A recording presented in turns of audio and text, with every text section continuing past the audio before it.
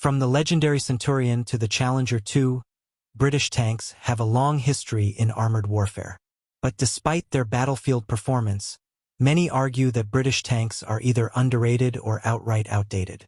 So, are they hidden gems of modern warfare or just overhyped relics?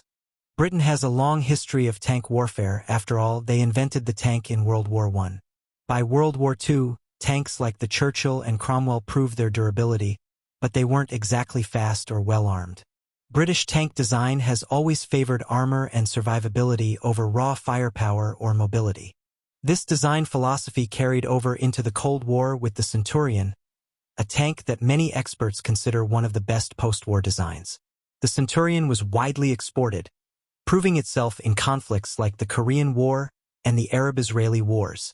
Fast forward to today, and Britain's main battle tank is the Challenger 2, a heavily armored beast with a reputation for being nearly indestructible. In the Iraq War, a Challenger 2 took multiple RPG hits, an anti-tank missile, and still drove back to base. That's an impressive track record. But here's the issue. While the Challenger 2 has great protection, it's slow.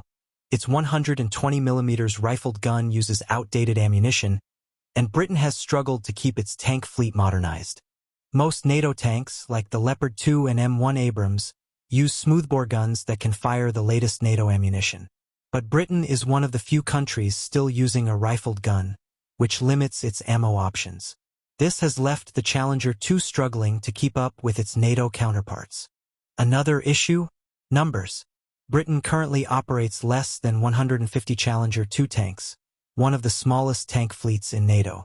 Compare that to the US Army's 500-plus Abrams or Germany's 300-plus Leopard 2s, and it's clear that Britain's tank force is tiny by modern standards.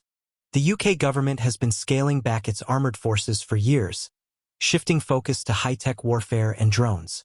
Some military analysts even argue that Britain should ditch tanks altogether in favor of more mobile forces.